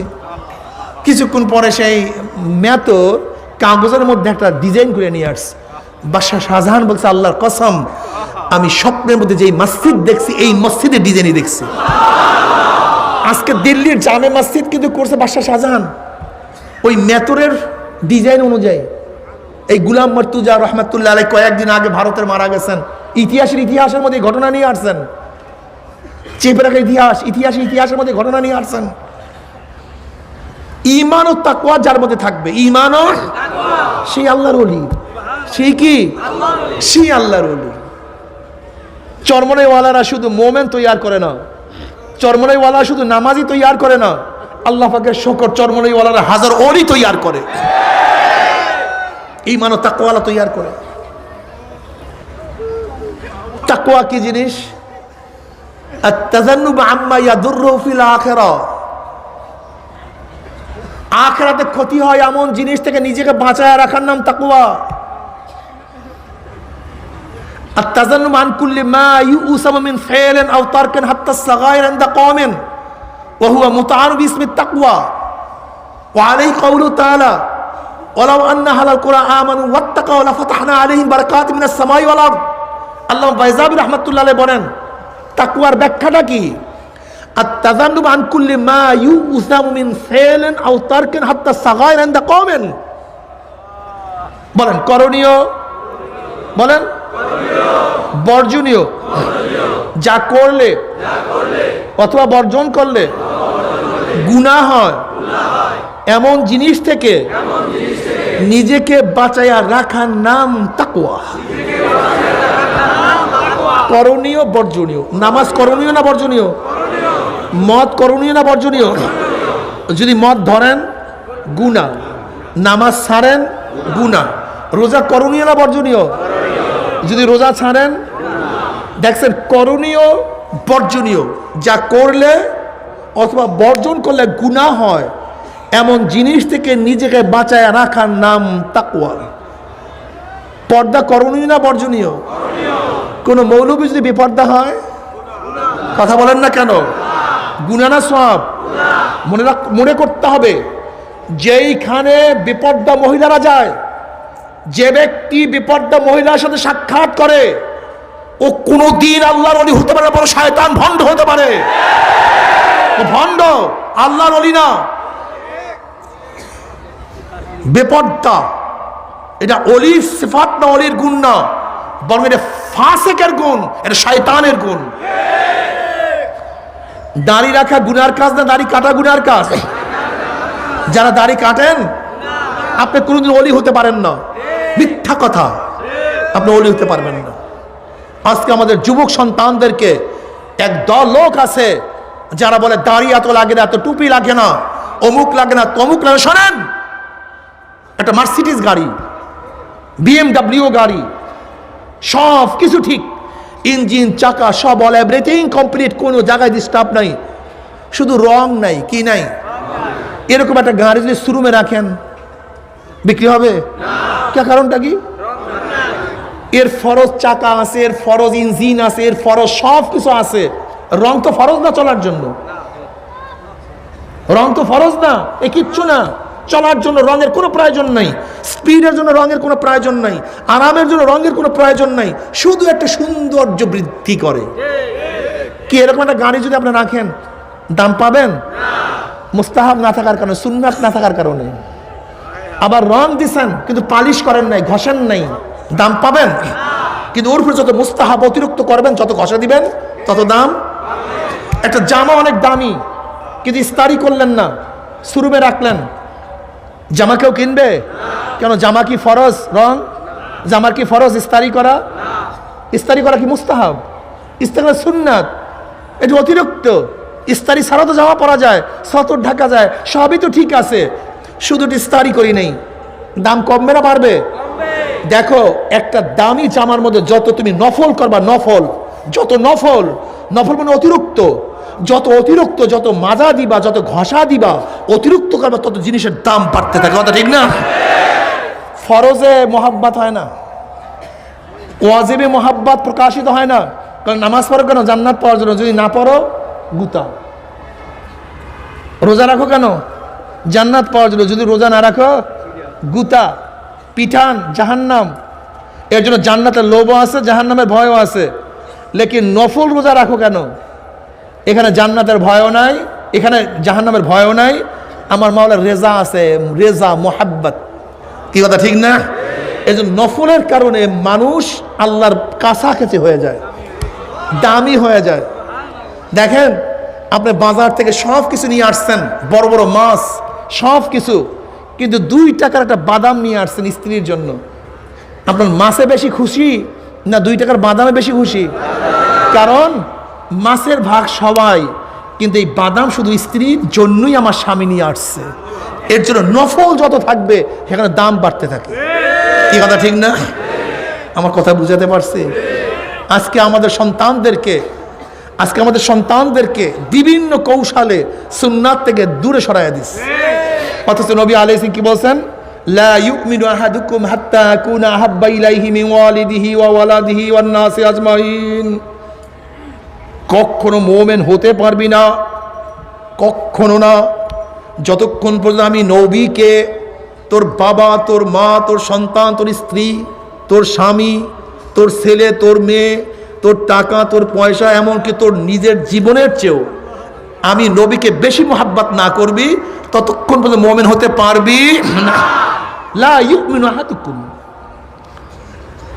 এই হাদিস ওমর ইবনে খাত্তাব রাদিয়াল্লাহু শোনার সাথে সাথে বলছি, ইয়া নবী আল্লাহ, ইয়া রাসূলুল্লাহ, আমার স্ত্রীর চেয়ে, স্বামীর চেয়ে, আমার স্ত্রীর চেয়ে, আমার বাবার চেয়ে, আমার মেয়ের চেয়ে, আমার টাকা, আমার পয়সা, সব কিছুর চেয়ে আপনাকে বেশি মোহাব্বত করি, লেকিন আমার জীবনের চেয়ে আপনাকে বেশি মোহাব্বত করতে পারি নাই। আমরা তো মুনাফিক, আমরা তো বস আসিয়া বলে, হুজুর আপনার জন্য জীবন দিয়ে দেবো হুজুর, একলা আপনার হুকুমে প্রথম শহীদ আমি হয়ে যাব হুজুর। কিন্তু যখনই ডাক দেই প্রথম স্তরে দৌড় দেয় ওই হুজুরই প্রথম দৌড় দেয়। কি কথা ঠিক না? সুফাই ওমর ইবনে খাত্তাব রাদিয়াল্লাহু বললেন, ইয়া নবী আল্লাহ, আমার জীবনের চেয়ে বেশি মোহাব্বত আপনাকে করতে পারি নাই। আমার নবী ধমক দিলেন, ওমর, এ ওমর, যতক্ষণ পর্যন্ত তোমার জীবনের চেয়ে আমাকে বেশি মোহাব্বত করতে না পারবা, ততক্ষণ পর্যন্ত মুমিন হতে পারবা না। এই যে ধমক মারছে, তাওয়াজ্জু, এর নাম কি? তাওয়াজ্জু, এর নাম তাওয়াজ্জু। যে ধমক মারছে, নূরের ঝলকানি মারছে, ইত্তাকু আন ফারাসাতিল মুমিন ফাইন্নাহু ইয়ানজুরু বিনূরিল্লাহ। মুমিনের বিশেষ নজর থেকে নিজেকে বাঁচায় রাখো, কেন মুমিন এই চর্মচক্ষু দিয়া তাকায় না, তারা নূর দিয়া তাকায়। যেই ধাক্কা মারছে, এবার ওমর ইবনে খাত্তাব বলছে, আল্লাহর কসম, ইয়া নবী আল্লাহ, আমি দেখতেছি আমার জীবনের চেয়ে আপনাকে বেশি মোহাব্বত করি। মোহাব্বত কেমনে হবে? মান আহাব্বা সুন্নতি ফাকাদ আহাব্বানি ওয়া মান আহাব্বানি কানা মাই ফিল জান্নাহ। এই যুবক, তুমি এইভাবে চুল কাটছো কেন? কল নেইমার এইভাবে চুল কাটছে। তুই এইভাবে ডিজাইনের পোশাক পরলা কেন? বলে হলিউডের অমুক নায়ক এই ডিজাইনের পোশাক পরছে। বলে এই ডিজাইনের কেটস কিনছো কেন? বলে অমুক ফুটবল খেলোয়াড় এই ডিজাইনের কেটস কিনছে। এ আমার মা, তুমি এই ডিজাইনের পোশাক পরলা কেন? বলে বোম্বের অমুক নায়িকা এই ডিজাইনের পোশাক চুজ করছে। একদিনও ফতুয়া জিজ্ঞাসা করছে, এই রং জায়েজ কি জায়েজ না, ফরজ কি ফরজ না, না মুস্তাহাব না সুন্নাত? একদিনও মাসালা জিজ্ঞাসা করো নাই। যেহেতু তুমি যাকে পছন্দ করছো তার ডিজাইনের চুল তোমার কাছে ভালো লাগছে, যাকে মোহাব্বত করছো তার ডিজাইনের দাড়ি তোমার কাছে ভালো লাগছে, যাকে মোহাব্বত করছো তার ডিজাইনের পোশাক তোমার গায়ে শোভা পাইছে, ফতুয়া কোনোদিন জিজ্ঞাসা করো নাই। ফতুয়া দিয়া মোহাব্বত হয় না, মোহাব্বত ভিন্ন জিনিসের নাম। যদি দুনিয়ার খেলোয়াড়ের প্রেমে পড়িয়া ওই ডিজাইনের পোশাক পরতে পারো, ওই ডিজাইনের চুল কাটতে পারো, ঠিক যারা মদিনাওয়ালার প্রেমে পড়ি তাকায় না, তারা মদিনাওয়ালার মতো চুল কাটে, তারা মদিনাওয়ালার মতো দাড়ি রাখে, তারা মদিনাওয়ালার মতো পোশাক পরে, তারা মদিনাওয়ালার মতো চাল চলন করে। জোরে বলেন সুবহানাল্লাহ। ফতুয়া জিজ্ঞাসা করে না, তোমার মধ্যে ইশক নাই, তোমার মধ্যে মোহাব্বত নাই, তোমার মোহাব্বত নাই। মোহাব্বত ভিন্ন জিনিস। মোহাব্বত বলতে পারেন, হুজুর আপনার রাজনীতি করেন কেন? আমার নবী রাজা ছিল, আর রাজনীতি করতে করতে রাজা হয়, আর রাজনীতি না করলে গোলাম হয়। ওলামায়ে হেনকা শানদার মাঝি তার কিতাবের মধ্যে শেষ পর্যন্ত এই কথা লিখছে যে ব্রিটিশরা মুসলমানদের বহুত ক্ষতি করছে, কিন্তু সবচেয়ে বেশি ক্ষতি কি করছে? মুসলমানদের মাথার মধ্যে একটা থিম থিরি ঢুকাইয়া দিছে। কি? আমার এই কাজ সিয়াসাত মুক্ত, আমার বয়ান সিয়াসাত মুক্ত, রাজনীতি মুক্ত, আমার মাদ্রাসা রাজনীতি মুক্ত, আমার সংস্থা রাজনীতি মুক্ত। বলতে পারে হুজুর এইটা তো বুজুর্গের আলামত, এটা বুজুর্গের আলামত। রাজনীতি মুক্ত তো বুজুর্গের আলামত, আর আপনি বলছেন খ্রিস্টানে ঢুকাইছে। এটা কি কথা বলতেছেন? আসলে ঢুকাইছে কারা? খ্রিস্টানরা। তাহলে কেন? আচ্ছা বলেন তো, রাজনীতি করতে কি হয়? রাজনীতি করতে করতে কি হয়? যারা রাজনীতি করে না, কথা বলেন না কেন? আমি রাজনীতি মুক্ত, আমি হলাম গোলাম, আর তুমি রাজনীতি যুক্ত, তুমি কি রাজা। তা মুসলমানরা কি রাজার গোষ্ঠী না গোলামের গোষ্ঠী? একটা থিওরি তোমার মাথার মধ্যে ঢুকাইয়া দিয়া চিরতরের জন্য গোলামীর জিনজির তোমার গলার মধ্যে লাগাইয়া দিস, চিরতরের জন্য। এর জন্য জনাবে মুহাম্মদ রাসূলুল্লাহ সাল্লাল্লাহু আলাইহি ওয়াসাল্লাম আওসাফ সম্পর্কে জানি না, গুণ সম্পর্কে জানি না, কি জানছি? আমার নবী এতিমও ছিলেন, আমার নবী গরিবও ছিলেন, আমার নবী না খায়া ছিলেন, শুধু এই এই এই এই গুণগুলি জানছি। কিন্তু আমার নবী বাদশাও ছিলেন, কয়জনে জানি? আমার নবী বাদশাও ছিলেন, অনেকেই আমরা জানি না। আমার নবী শুধু নরমও ছিলেন, এই কথা জানি, কিন্তু আমার নবী গরমও ছিলেন, এই কথা কয়জনে জানি? আমার নবী এতিমও ছিলেন জানি, কিন্তু আমার নবী প্রধান সেনাপতি ছিলেন, এইটা আমরা কয়জনে জানি? আমার নবী না খেয়া ছিলেন, এইটা আমরা জানি, কিন্তু আমার নবী প্রধান বিচারপতি ছিলেন, এইটা আমরা কয়জনে জানি? আমার নবী এইটা ছিলেন সেইটা ছিলেন, আমার নবী বাদশাও ছিলেন, প্রধান সেনাপতিও ছিলেন, প্রধান বিচারপতিও ছিলেন, আমার নবী দরদি ছিলেন, আমার নবী গরম ছিলেন, আমার নবী নরম ছিলেন। যারা জনাবে মুহাম্মদ রাসূলুল্লাহ সাল্লাল্লাহু আলাইহি ওয়াসাল্লাম অনুকরণ করবা, 23 বছরের অনুকরণ করবা, যদি 23 বছরের অনুকরণ করিয়া কবরের মধ্যে যাইতেই পারো, আমার নবীর সুরাত, আমার নবীর সিরাত, আমার নবীর কাজ, আমার নবীর সাথে যদি তোমার মিল থাকে, যখনই আল্লাহ পাকের মুমিন বান্দা মানে কবরের মধ্যে যাবে, ফেরেশতা নবী আলাইহিস সালাতু ওয়াস সালাম রওজা দেখাইয়া সুরাত হয়ে যাবে, রওজার সাথে প্রশ্ন করে মান হাজার রাজুল, চেনো ওই ব্যক্তিকে? তখন আল্লাহ পাকের মুমিন বান্দা মানে বলবে, ভাই ফেরেশতা, ওনার প্রেমে পড়িয়া মাথার থেকে আমি টুপি কোনোদিন নামাই নাই, কলেজে টুপি মাথায় দিয়া গেছি, সাথীরা টুপি উঠে কত থুক মারছে, কিন্তু টুপি মাথার থেকে নামাই নাই। ওনার প্রেমে পড়িয়া লম্বা জামা গায়ে দিছি, সাথীরা জামা ধরিয়া কত টানা হেসরা করছে, কিন্তু সুন্নতির জামাও গার থেকে নামাই নাই। দাড়ি রাখি ইউনিভার্সিটির মধ্যে গেছি, সাথীরা দাড়ি ধরিয়া কত টানা হেসরা করছে, কিন্তু দাড়ির মধ্যে পোষ লাগাই নাই। আমার স্ত্রী চলিয়া গেছে, তোয়াক্কা করি নাই। ওনার প্রেমে পড়িয়া আমার স্ত্রী চলিয়া গেছে, বাবা আমাকে ত্যাগ করছে, আমার মা আমাকে ত্যাগ করছে, কত সাহাবাদের মা পর্যন্ত ত্যাগ করিয়া বলেছে। সেই নমুনের এখনো কিছু মুসলমান আছে যাদেরকে মা ত্যাগ করছে, বাবা ত্যাগ করছে, পাড়া প্রতিবেশী ত্যাগ করছে, সমাজ ত্যাগ করছে, সব কিছু সহ্য করছি, না খাইয়াছিলাম, কিন্তু উনার মহাব্বত আমি কোনোদিন ছাড়ি নাই। উনার মহাব্বতে পড়ি আমার জীবনের মহাব্বত আমি করি নাই। আমি আল্লাহর রাস্তায় শহীদ হয়ে গেছি।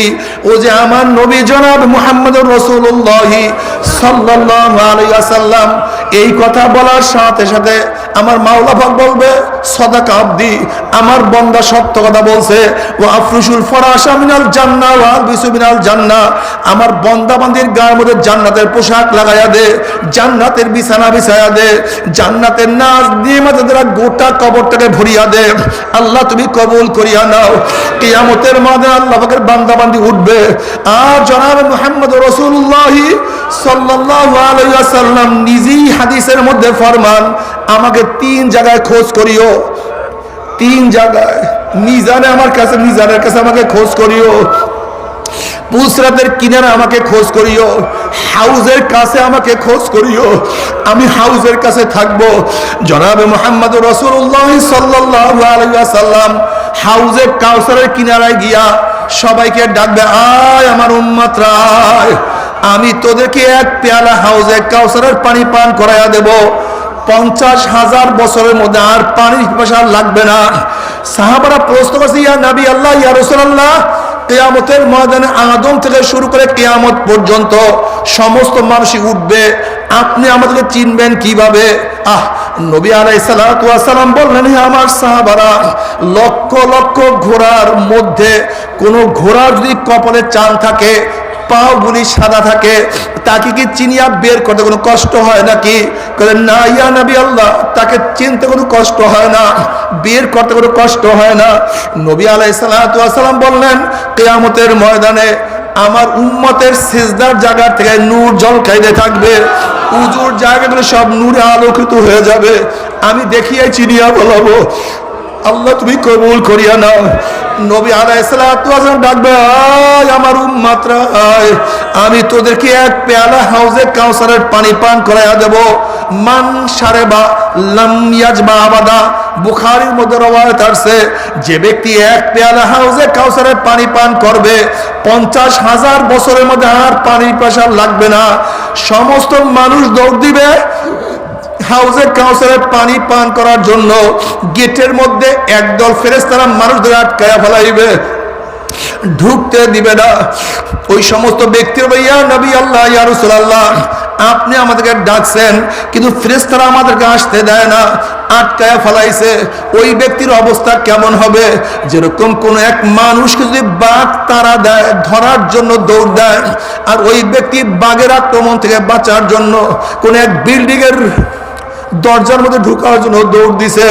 যখনই বিল্ডিং এর কাছে কাছে ভিতর থেকে যদি দরজা বন্ধ হয়ে যায়, সামনে আর জায়গা নাই, পিছনে বাঘ, ওই ব্যক্তির যেই মুসিবত এর চেয়ে কোটি কোটি গুণ বেশি মুসিবত হবে। সামনে আর জায়গা নাই, গেট বন্ধ, পিছনে কিয়ামতের ময়দান, জাহান্নাম ঘুরিয়ে আওয়াজ বাড়তে আছে।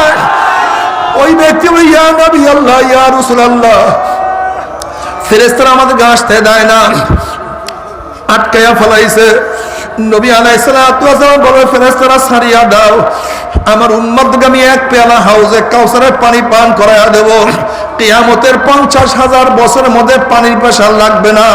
তখন ফেরেশতারা বলে, ইয়া নবী আল্লাহ, ইয়া রাসূলুল্লাহ, আপনি তো জানেন না, আপনি দুনিয়া থেকে বিদায় হওয়ার পরে নাফরমান নামাজ পড়তো না, রোজা রাখতো না, পর্দা করতো না, জিনা ব্যসের মধ্যে লিপ্ত হইয়া থাকতো, মদ পান করিয়া ভূত হইয়া থাকতো, ঘুষ খাইতো, সুদ খাইতো, আপনার বিরুদ্ধে স্লোগান দিত, সুন্নাত পছন্দ করতো না।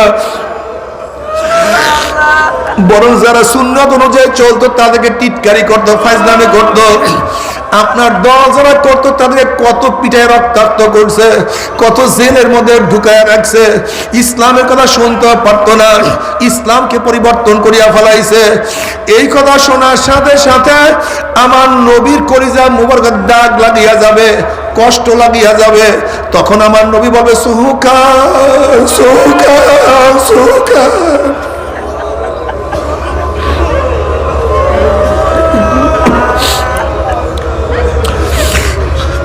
সুকান দূর হ, দূর হ, দূর হ।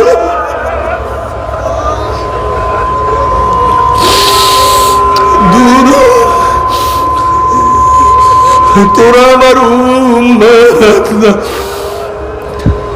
যুবক বাবারা, মুরব্বী, আমার পর্দার মা বোনেরা, কোথায় রওনা করছো? কি নিয়ে রওনা করছো? কোথায় রওনা করছো? কি নিয়ে রওনা করছো?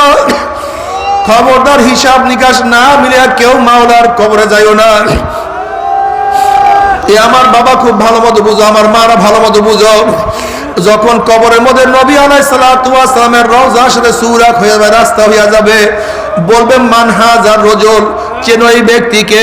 তখন নাফরমান দেখবেন নবীর মাথার সাথে নাফরমানের মাথার মিল নাই, নবীর চেহারার সাথে নাফরমানের চেহারার মিল নাই, নবীর পোশাকের সাথে নাফরমানের পোশাকের মিল নাই, নবীর দলের সাথে নাফরমানের দলের মিল নাই, নবীর আদর্শ নীতির সাথে নাফরমানের আদর্শ এবং নীতির মিল নাই, নবীর সাথে নেতার কোনো মিল নাই। তখন আমার নবীকে নাফরমান চিনতে পারবে না।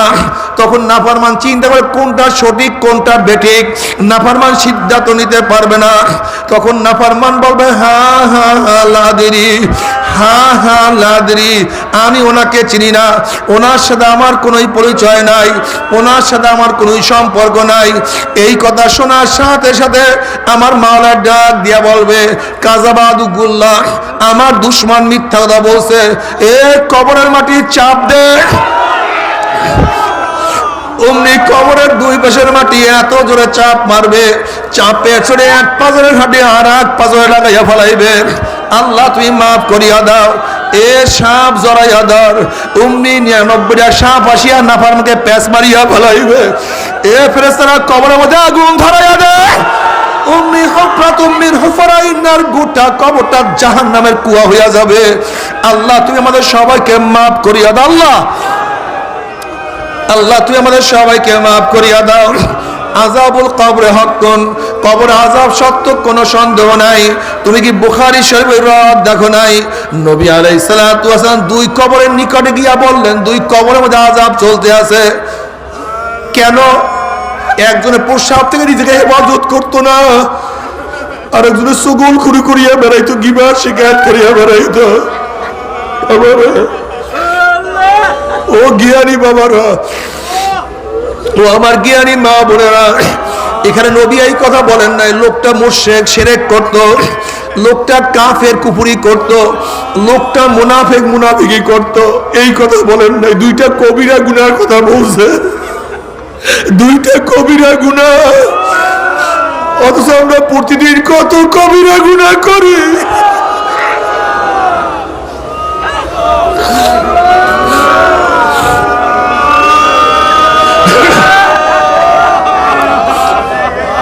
ও যুবকরা, ও আমার ছাত্ররা, ও আমার মা বোনেরা,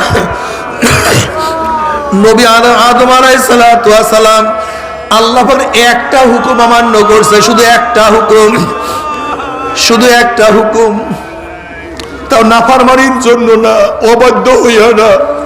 শয়তান ধোঁকা দিছে যে গন্ধম খালি তুমি আল্লাহর কাছে জীবনভর থাকতে পারবা, আল্লাহ তোমাকে দুনিয়াতে নামায়া দিবে। এই গন্ধম খাইলে আইন জান্নাত থেকে আর বের করা হয় না, যেহেতু আল্লাহ পাক তোমাকে দুনিয়াতে পাঠায়া দিবে, এর জন্য গন্ধম খাইতে নিষেধ করছে। নবী আদম তো মাওলার প্রেমিক, মাওলার আশিক, আমার মাওলার কাছে থাকতে চাইছে যে আমি জীবনভর আমার মাওলার কাছে থাকবো, মাওলার থেকে দূর হব না। এই ধোঁকা দিয়া গন্ধম খাওয়ায়া ফেলাইছে, শুধু একটা ভুল করছে। এই একটা ভুল করার কারণে 350 বছর মতো কাঁদছে, কাঁদতে কাঁদতে নজরে করিয়া বলাইছে।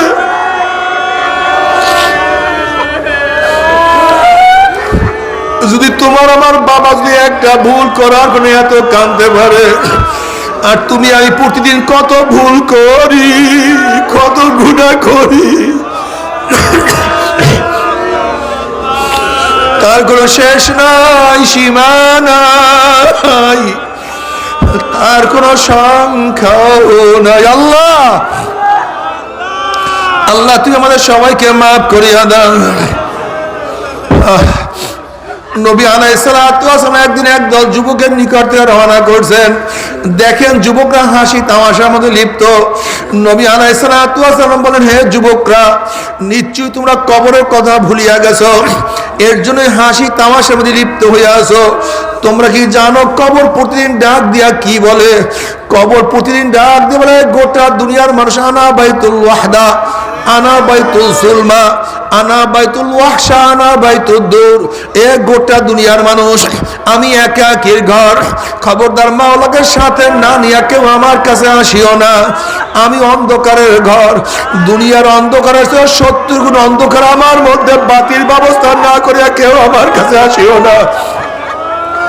আনা বাইতুল ওয়াহশা, আনা বাইতুল দূর, আমি পোকামাকড়ের ঘর, আমি সাপ বিচ্ছুর ঘর, খবরদার প্রতিকার না নিয়ে কেউ আমার কাছে আসিও না।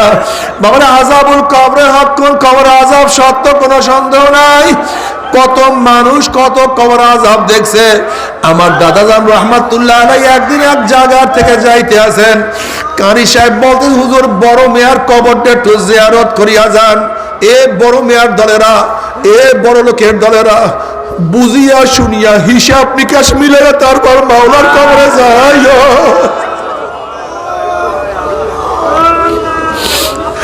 কবরে বড় লোকগিরি চলবে না, এমপিগিরি চলবে না, মিনিস্টারগিরি চলবে না, অফিসারগিরি চলবে না, পীরগিরি কিন্তু কবরের মধ্যে চলবে না।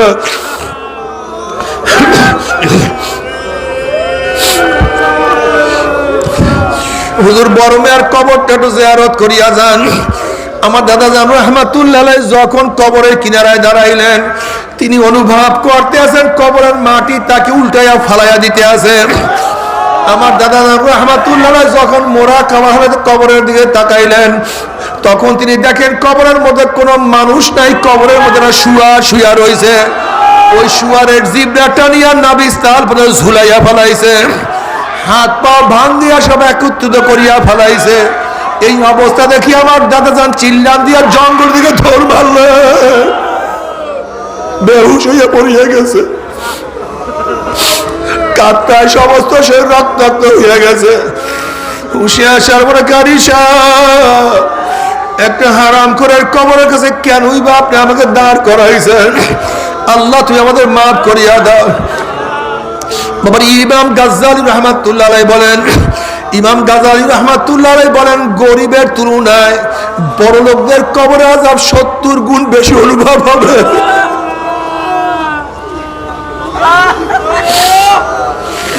যখন কবরের মধ্যে আযাব শুরু হয়ে যাবে আর দুনিয়ার সমস্ত ক্ষমতার কথা মনে পড়বে, আরাম আয়েশের কথা মনে পড়বে। আমার বিল্ডিং এত সুন্দর ছিল, আমার খাট এত দামি ছিল, আমার ডাইনিং টেবিলে এত ধরনের খাদ্য মজুদ ছিল, আমার এত সম্মান, আমার ইজ্জত ছিল। যখন দুনিয়ার আরাম আয়েশের কথা মনে পড়বে আর কবরের মধ্যে আযাব শুরু হয়ে যাবে, কি যে ব্যথা লাগবে,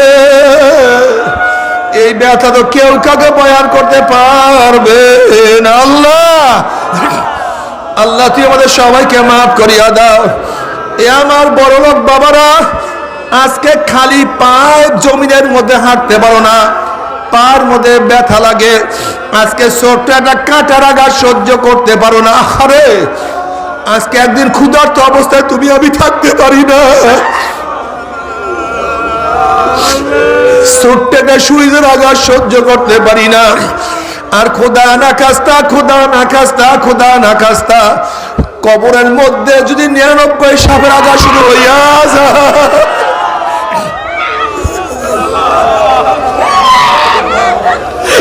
কি বলবো?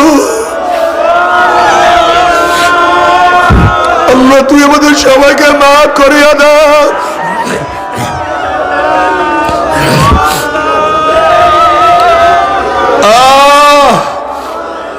আল্লাহ,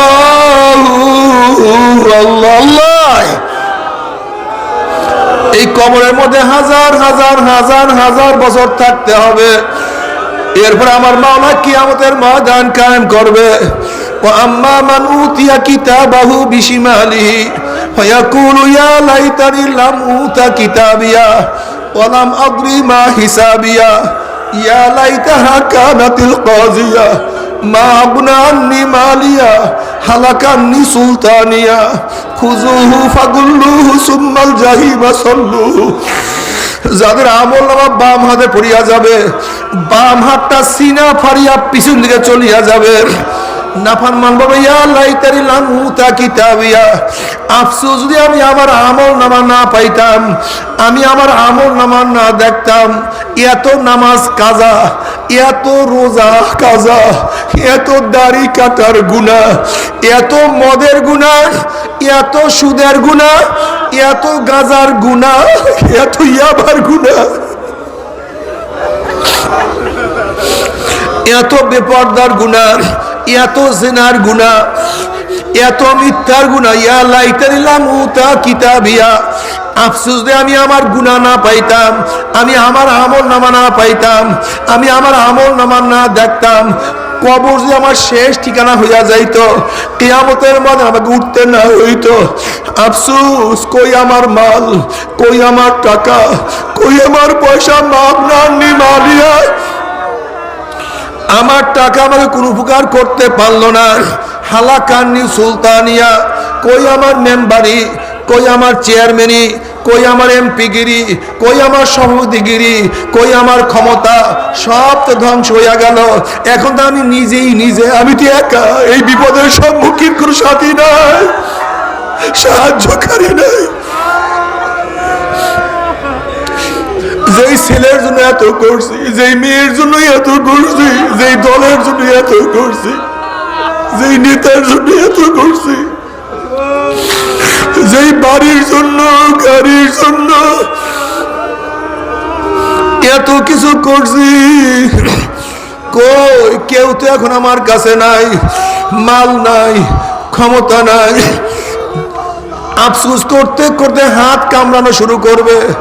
হাদিসের মধ্যে আছে হাত কামড়াইতে কামড়াইতে কামড়াইতে কামড়াইতে কোন পর্যন্ত কামড়াইয়া সব ফাঁসা ফাঁসা করিয়া ফেলাইবে।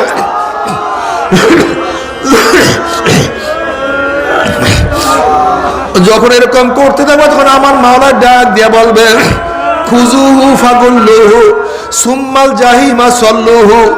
এ ফেরেশতার নাফরমানকে ধর, ওকে বান্দিয়া ফেলা। এই আদেশ দেওয়ার সাথে সাথে একদল জাহান্নামের ফেরেশতারা 70 গজ লম্বা লম্বা আগুনের শিকল নিয়ে আসিয়া ওই নাফরমানকে বান্দিয়া ফেলাইবা, আল্লাহ মাফ করিয়া দে।